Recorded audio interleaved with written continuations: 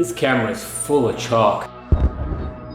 Hello ladies and gentlemen, and welcome to Motivated Results. That was really sloppy. I want to give you guys a little bit of background context because you guys saw the video I uploaded about dieting, the vlog, and it was kind of out of nowhere. It didn't really kind of get you guys any background info. So that's kind of what I hope to do with this video, and then hopefully give you guys my plan for the next 2 weeks. A little bit of background info. I've been cutting weight for quite a while. I've been cutting weight for roughly since late September, early October. The original plan was to cut for maybe 3 months, maybe.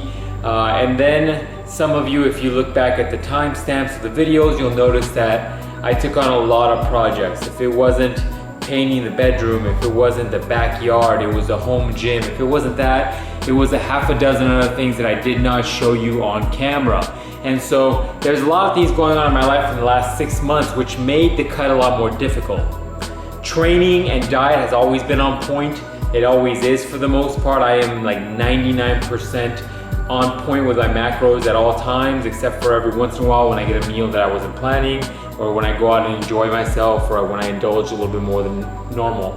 With that being said, 99% is pretty good considering we're talking a 2-3 year, range here. So I digress. So the projects have been the biggest variable, and so I haven't been able to really have time for cardio or anything else that I wanted to do, and I didn't want to flatten out because of my high activity level and my high output with the weights, and so I didn't always go as aggressive on the diet as I could have. So the last 3-4 weeks I've been going really aggressive, and that's where you've been seeing some of the decline in performance as far as Candido's program.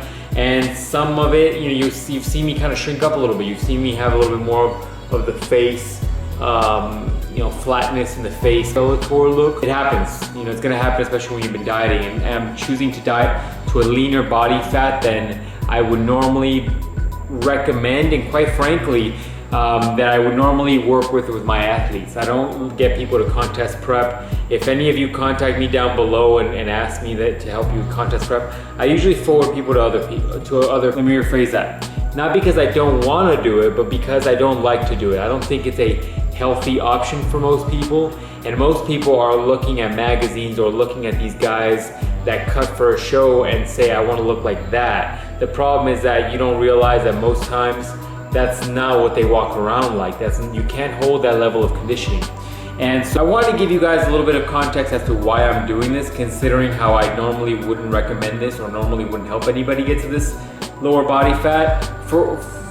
And then throughout the process, I hopefully will give you guys a little bit of insight as to what's happening to me and what happens to your body at lower body fats, especially with an aggressive exercise regimen, including cardio, and a very aggressive diet regimen. So that's kind of some of the things you'll notice. You're gonna notice a lot of negatives, and quite frankly, more so than I would want to experience if you're just a weekend warrior. And by that I mean a guy that really doesn't depend on this for a living, doesn't really do this for a living, and doesn't really need to be at a lower body fat level. As of today, as of filming this video, I am finishing up week 2 out of 3. I only plan to be doing 1 more week like this where I'm gonna be going really aggressive. And the point after this is just to rebuild the metabolism. I had very strict year-end goals for what I wanted for my compound lifts, and very strict year-end goals as to what I wanted for my just general goals.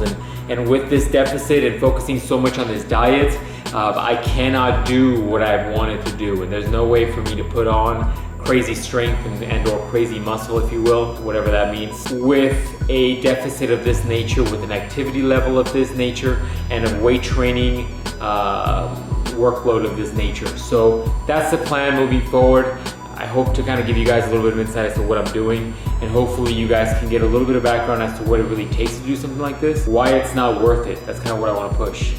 There's too much of an emphasis on YouTube about abs, having them, and I think that's another reason why I'm doing it. I'm not the kind of guy that's sitting there without a shirt, flexing all the time, and that's just not my thing. I do it for videos because it's hot as shit in my garage. But besides that, I don't really do it, and I think it's just a way of showing you guys that I do have the ability to do so. It's not my thing. I'm not one of these guys that flexes on camera. But anyways, yeah.